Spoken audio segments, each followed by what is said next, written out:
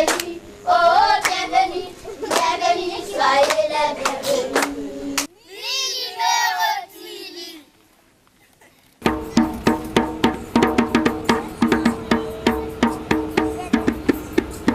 Nous sommes allés au Burkina Faso, à Tuli, de mi-juillet à début août 2005.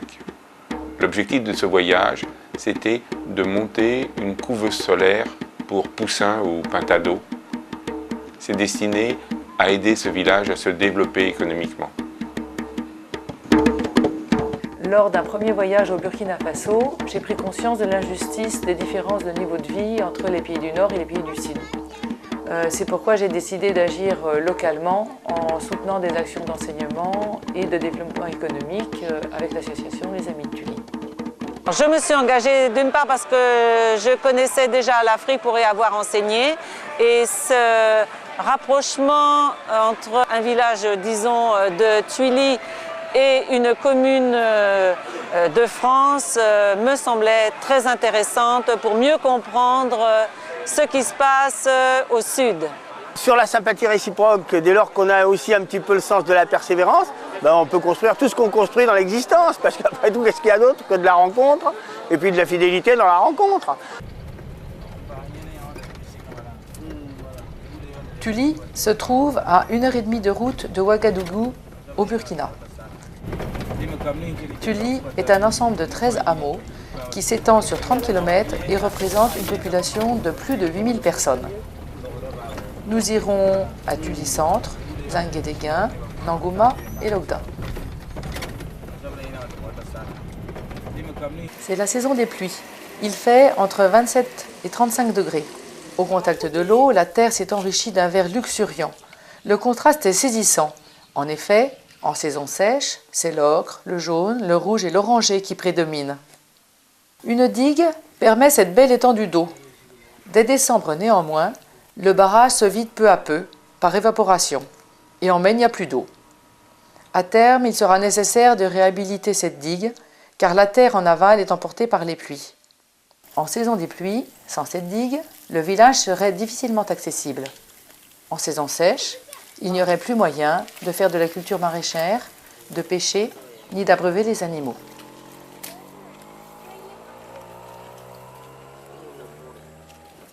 Tuli est à 15 km de la route goudronnée la plus proche. Des camions vont et viennent.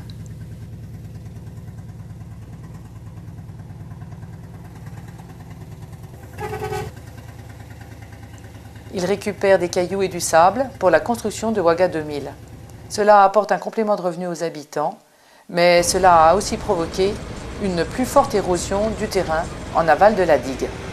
Après l'année scolaire, comme le centre est vide, je reçois des touristes, des Européens, des visiteurs qui viennent pour faire le tour et qui sont hébergés ici. Ces touristes continuent encore à développer, à construire le village. C'est très bien pour le travail du village parce que j'ai 2 cuisiniers pour le centre. Les maçons aussi sont des gens du village qui donnent un coup de main. Après fini les formations de catéchisme, on m'a affecté dans un village Nangouma et j'ai fait 15 ans. Actuellement, je suis le président des artisans du Bazera qui encadre au moins 415 artisans multiprofessionnels. Ceux qui vivent ici, qui vivent les réalités de tous les jours, ont compris. Comme le proverbe le dit si bien chez nous, lorsque quelqu'un te rince le dos, il faut que tu te laves le visage. Ce qui veut dire qu'ils ont très bien compris, et comme le proverbe le dit chez vous, aide-toi et le ciel t'aidera. Alors, bien sûr, ce qu'ils apportent comme contribution est modeste, mais déjà, le fait d'avoir de la volonté pour sortir de la pauvreté, du sous-développement, ça c'est quelque chose d'important. Le centre d'accueil est un lieu qui permet de recevoir les élèves qui sont loin de l'école primaire comme du collège et aussi des fois des fonctionnaires qui ont des difficultés de logement. Par exemple, la secrétaire et le surveillant du collège ont été ici cette année. Au début, j'ai reçu 3 élèves. L'année suivante, 7 Et cette année, 14 élèves. Pour commencer, je dirais que je suis instituteur à l'école de Nangouma. L'école a été créée en 1984. Et moi, précisément, j'ai été affecté ici en 1994. Ça me fait 11 ans cette année. Bon, dès mon arrivée, j'ai constaté que la fréquentation elle est bonne. Au CP1, l'année scolaire 2004-2005, on a eu 103 élèves. Au CM2, au moins, on a 49 élèves. Présentés, on a eu 15 admis au CEP. L'école compte présentement 5 classes avec un effectif de 250 élèves. Donc, le gouvernement veut nous aider pour la 3e classe. D'ici là, ils vont achever cette classe.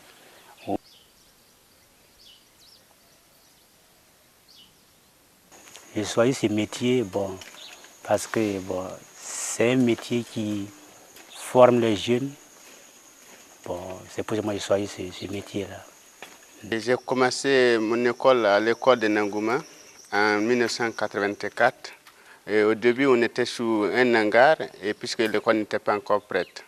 Et après le certificat, puisqu'il n'y avait pas un collège à Nangouma, je suis obligé d'aller à Comisserie, à 25 km d'ici, pour poursuivre mes études, la 6e. Et après la 6e, j'ai eu mon BPC, donc j'ai continué la seconde à Ouagadougou. Et aujourd'hui, je suis infirmier diplômé d'État depuis une semaine. J'ai été à l'école quand j'avais 7 ans. J'ai commencé mon primaire à Tuili. J'ai fait le CP1 à Tuili, le CP2 jusqu'en CM2. Je l'ai fait à Nangouma. Le CG, je l'ai fait à Combisserie. Le lycée, je l'ai fait à Combisserie. Actuellement, je suis en 2e année en université, à l'UFR SVT. Mais je compte poursuivre mes études à Bobo pour devenir un ingénieur agronome. Les agriculteurs, on constate qu'il leur manque d'encadrement. Souvent, les plantes elles sont soumises aux attaques des insectes. Donc il faut quelqu'un qui puisse les aider. Les enseignants, ils souffrent beaucoup ici. Si on pouvait avoir une aide, au moins pour l'électricité, pour les préparations, ça joue beaucoup sur le travail de l'instituteur.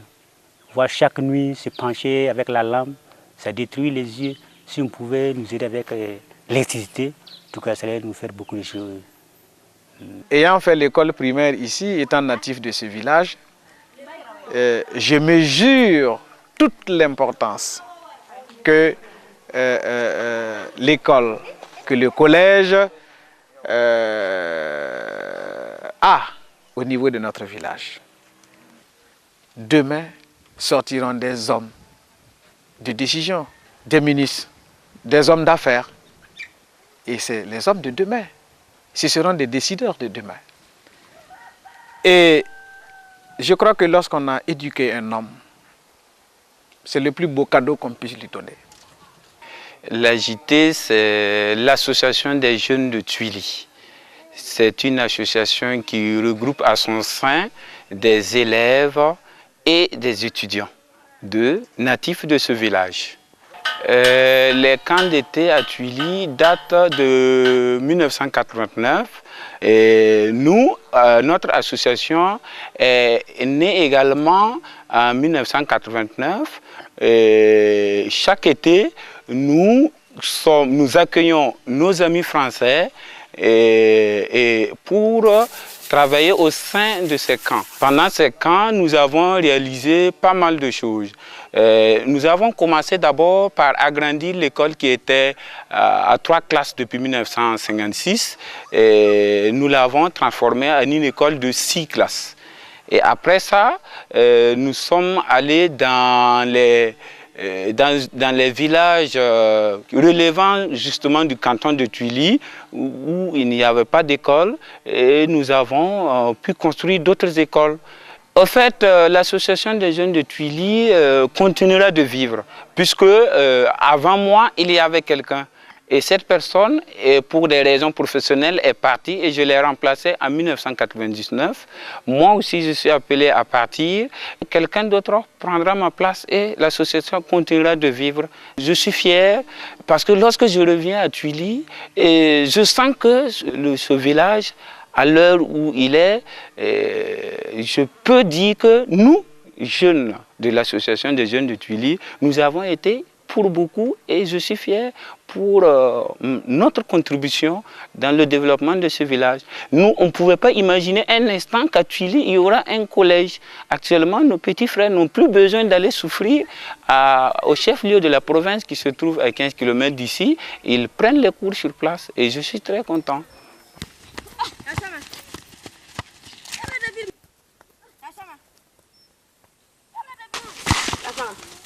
Je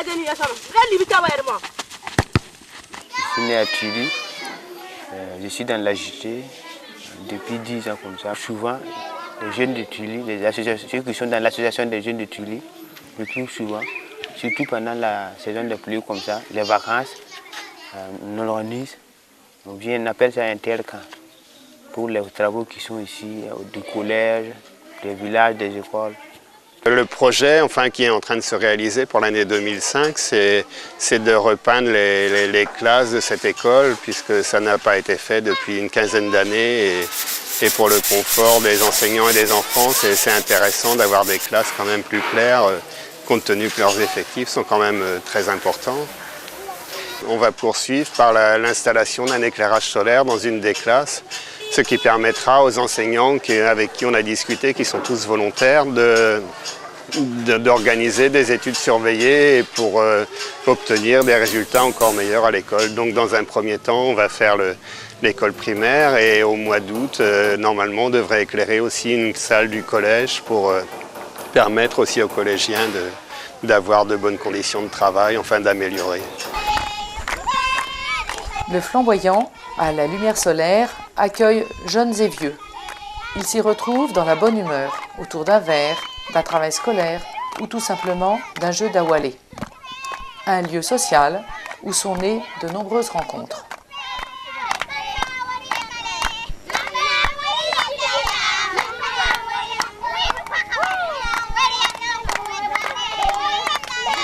Deux autres écoles ont été construites, celle de Zinguenéguin à peu près au début des années 90 aussi, puis celle de Logdin plus récemment qui a ouvert en 2003. Donc ça a été l'intervention de nombreuses associations de Bretagne, de la région parisienne, nos partenaires du Burkina aussi, avec les jeunes qui ont travaillé régulièrement à toutes ces constructions. Et donc, pour faire court, quand on a commencé notre chantier en 1989, il devait y avoir à peu près 200 enfants de scolarisés. Et 16 ans après, on a chiffré récemment, quand on démarre à l'école maternelle, qui a été financée par l'UNICEF à l'entrée du village, le collège qui a été aussi construit par une association de jeunes qu'on avait eu en ado et qui, étant adultes, ont pris le relais. On est aujourd'hui à 1300 enfants de scolarisés sur l'ensemble de Tuili. Donc en 15 ans, on est passé de 200 à 1300 et pour tout le monde, c'est une réussite pour tous ceux qui ont travaillé à ces chantiers. Donc dans le domaine de l'éducation, on a bien avancé, même s'il reste des choses à faire.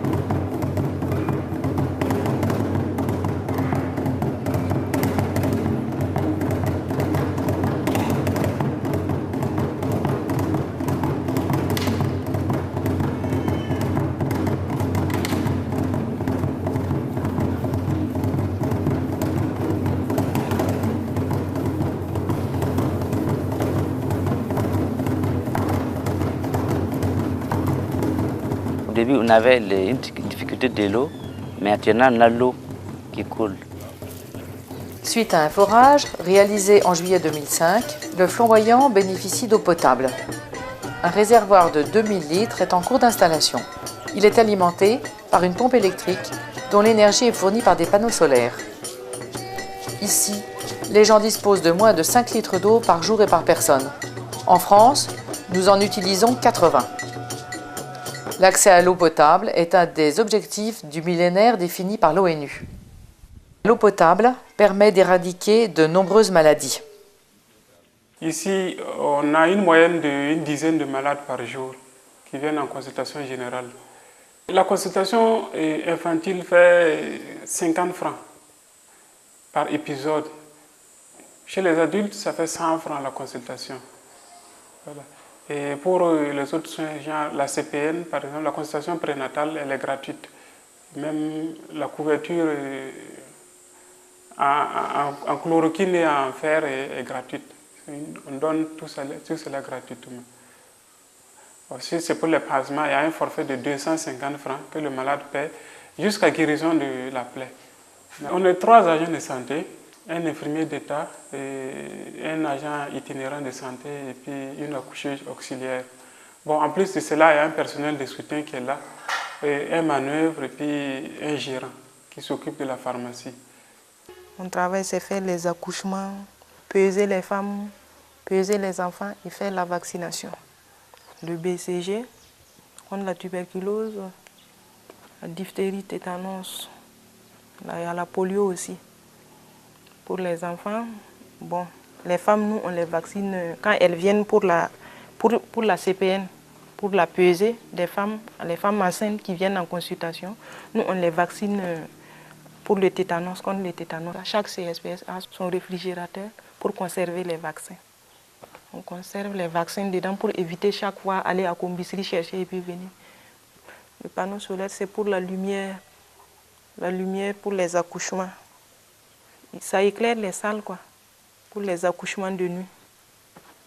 Parce qu'avant, on les faisait avec des torches. Mais il n'y a pas de crène ici. Souvent, nous, on les envoie à Noveré ou bien on les envoie à l'action sociale à Combisserie pour qu'eux, ils s'en chargent. Des fois, on les envoie à Tanguay. Il y a une crène à Tanguay. Bon, c'est pour des protestants. C'est à but humanitaire, quoi, qui sont là-bas.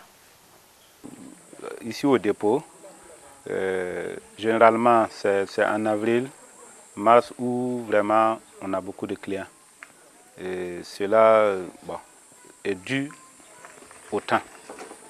Parce que ce temps, il est plus ou moins, souvent c'est chaud, souvent le temps varie. Donc souvent on a beaucoup de malades, ce qui fait qu'on a beaucoup de recettes. Mais en hivernage comme ça, surtout cette année, comme il y a la famine, c'est un peu délicat. Il y a des malades, mais ils sont la majorité est restée à la maison parce qu'ils n'ont pas le moyen pour se faire soigner. Les médicaments souvent utilisés, c'est les antipaludistes, et puis il y a les antibiotiques et surtout les anti-inflammatoires aussi. C'est les médicaments les plus utilisés. Ils utilisent ça parce qu'en hivernage, il y a beaucoup de travaux. Et ils n'arrivent pas à bien manger.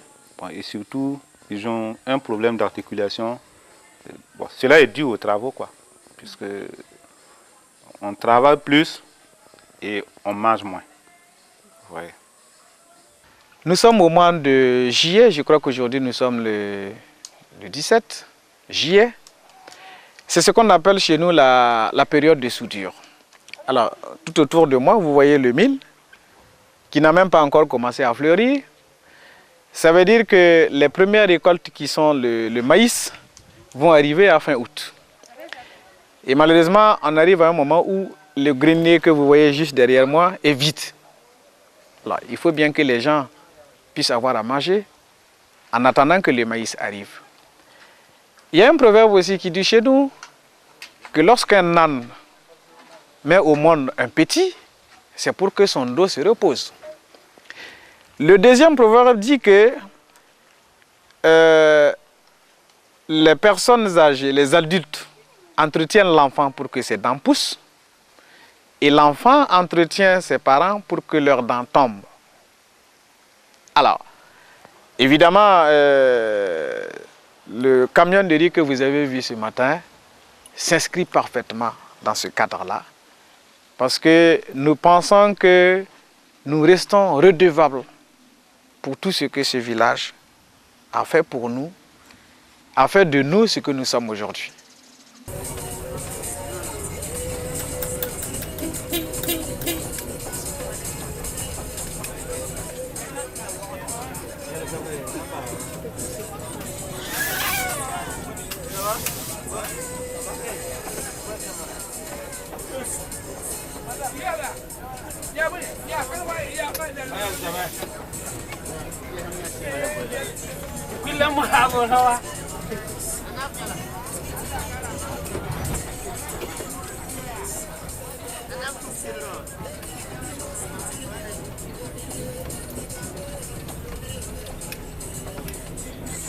Au marché de Nangouma, Jean-Paul achète des œufs de pintade pour les placer dans sa couveuse.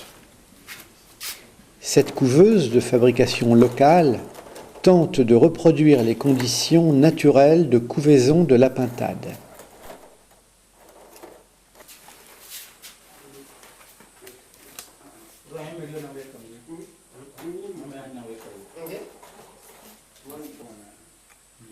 L'humidité y est assurée par un bac à eau.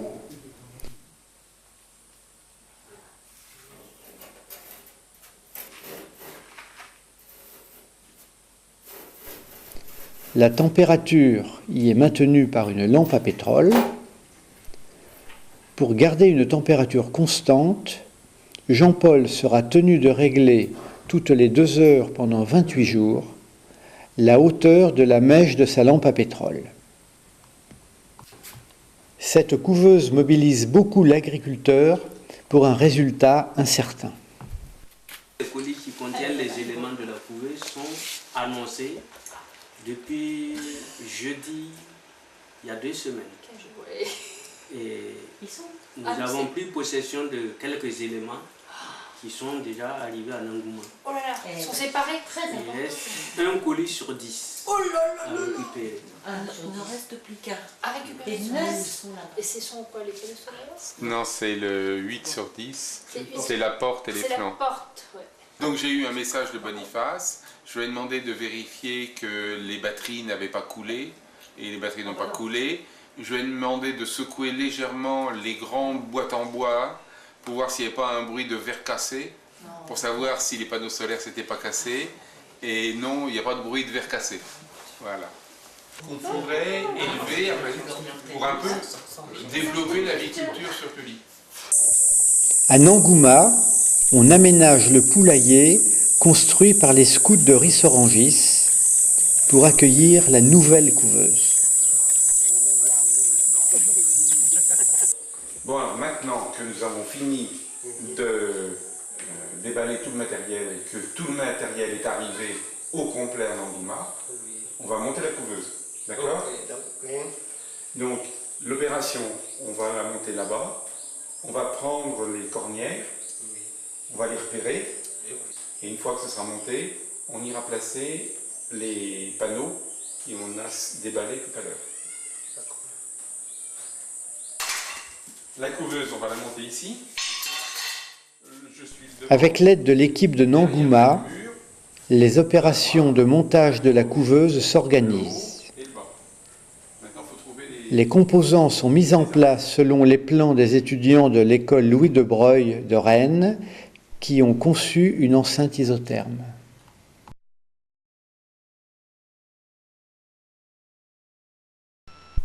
La couveuse fonctionne grâce à des panneaux solaires installés sur le toit du poulailler. Le courant est amené aux batteries qui alimentent la couveuse jour et nuit. Le maintien en température est assuré par un régulateur. Sous l'œil attentif de Jean-Pierre, tout est fin prêt pour accueillir les œufs.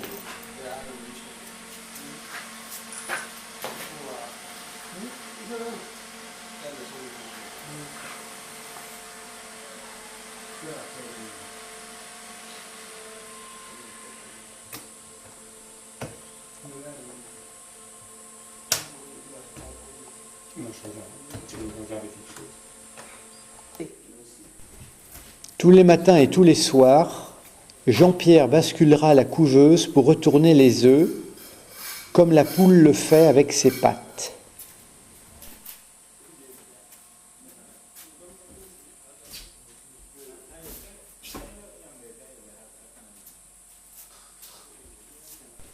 Les poussins nouveau-nés iront dans une autre pièce dont on termine les travaux. Une rencontre qui, pendant 25 ans, produit des fruits. C'est vrai que c'est un peu exceptionnel, ou que c'est un petit peu rare, mais ce n'est pas quelque chose qui a marché sur 2 personnes. C'est quelque chose qui a continué à être fructueux, parce que ça a intéressé aussi bien ici, l'association des amis, qu'au Burkina Faso, des personnes, des associations, des gens qui avaient le sens de la persévérance. Cet exemple de, j'allais dire, pas de coopération, mais d'amitié, avec des signes concrets, des réalisations concrètes. Cette relation-là dépasse les frontières de Tuli. Et nous sommes très enviés par nos villages voisins. Je dis simplement merci. Merci et merci encore. Et barka.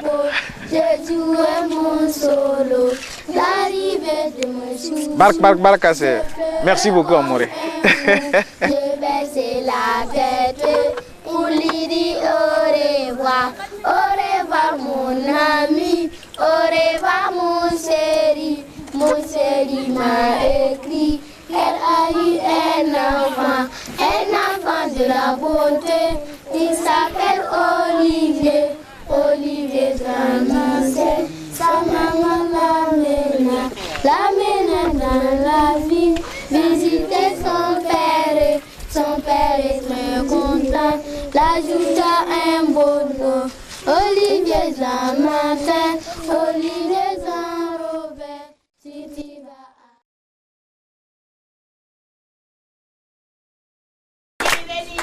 Bienvenue, soyez les bienvenus. Bienvenue, soyez les bienvenus. Bienvenue, bienvenue, soyez les bienvenus. Oh, bienvenue, bienvenue, soyez les bienvenus. Soyez les bienvenus. Nous sommes allés au Burkina Faso, à Tuli, de mi-juillet à début août 2005. Bienvenue, oh, bienvenue, bienvenue, soyez les bienvenus. Tuli se trouve à 1h30 de route de Ouagadougou, au Burkina. Tuli est un ensemble de 13 villages qui s'étend sur 30 km et représente une population de plus de 8000 personnes. Nous en visiterons 2, Tuli Centre et Nangouma.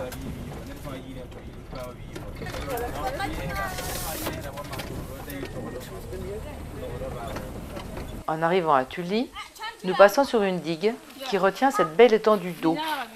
Dès décembre néanmoins, le barrage se vide peu à peu par évaporation. Et en mai, il n'y a plus d'eau. À terme, il sera nécessaire de réhabiliter cette digue, car la terre en aval est emportée par les pluies. En saison des pluies, sans cette digue, le village serait difficilement accessible. En saison sèche, il n'y aurait plus moyen de faire de la culture maraîchère, de pêcher, ni d'abreuver les animaux. C'est la saison des pluies. Il fait entre 27 et 35 degrés. Au contact de l'eau, la terre s'est enrichie d'un verre luxuriant. Tuli est à 15 km de la route goudronnée la plus proche.